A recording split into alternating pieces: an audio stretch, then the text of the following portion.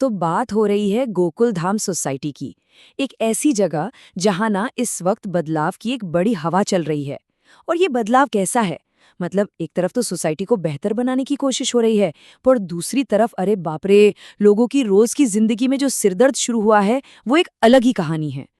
तो आज की हमारी पड़ताल में हम यही देखने वाले हैं कि कैसे ये कंस्ट्रक्शन, इससे जुड़ी कॉमेडी और एक आने वाले टकराव की आहट, ये सब आपस में कैसे जुड़ा हुआ है। चलिए शुरू करते हैं। तो सबसे पहले बात करते हैं उस रेनोवेशन प्रोजेक्ट की। यही है सारी मुसीबतों की जड़। देखिए, इरादा तो नेक है, सोसाइटी को चमकाना है, बेहतर बनाना है। पर होता क्या है ना, जब भी कुछ अच्छा करने जाओ थोड़ी उथल पुथल तो मचती ही है। और गोकुल धाम में तो ये उथल पुथल कुछ ज्यादा ही हो गई है। लोगों के लिए एक के बाद एक नई नई परेशानियां खड़ी हो रही हैं। और ये परेशानियां भी कोई छोटी मोटी नहीं है। देखिए, एक तरफ तो मजदूरों की सेफ्टी का सवाल है, जो बहुत सीरियस बात है। फिर एक असुविधाजनक गेट बना दिया है। और तो और डॉक्टर हाथी का क्लिनिक बोर्ड ही कहीं और रख दिया। सोचिए, उनके काम की पहचान ही गायब है। कपड़े सुखाने की भी जगह नहीं बची है। और इन सब के बीच पोपटलाल जी की अपनी मांग है, काम लोहे जैसा मजबूत होना चाहिए।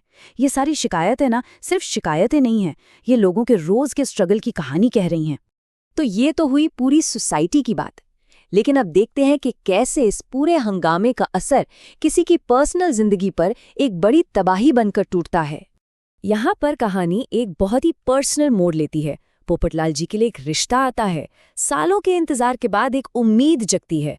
लड़की की माँ का फोन आता है।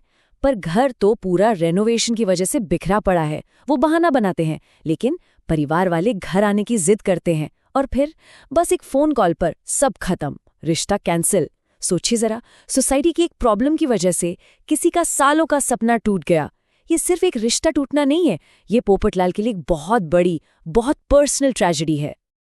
और फिर आता है वो पल जब पोपटलाल का गुस्सा फूटता है और वो बस एक ही बात कहते हैं, रिश्ता कैंसिल।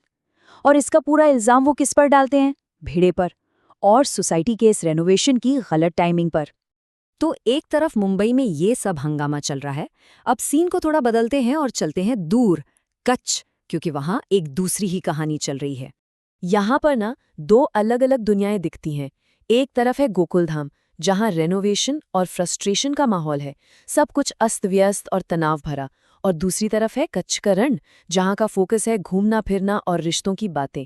यहाँ का माहौल थोड़ा इमोशनल है, थोड़ा सोचने पर मजबूर करने वाला। और इसी इमोशनल माहौल में हम बाघा को देखते हैं, जो अपने नट्टू काका को बहुत याद कर रहा है। वो इतने दुखी हैं कि कहते हैं, हमारी मगई पान जैसी जोड़ी टूट गई। और फिर होती है एक बहुत ही इमोशनल फोन कॉल, जो हजारों किलोमीटर की दूरी को एक पल में मिटा देती है। तो एक तरफ बाघा फोन पर घर से जुड़ रहा है और दूसरी तरफ बाकी का गड़ा परिवार वो रण उत्सव में कुछ और ही सोच रहा है। और सीन क्या है? कच्छ के रण में रंग बिरंगी पतंगे उड़ रही हैं, एक शानदार उत्सव का माहौल।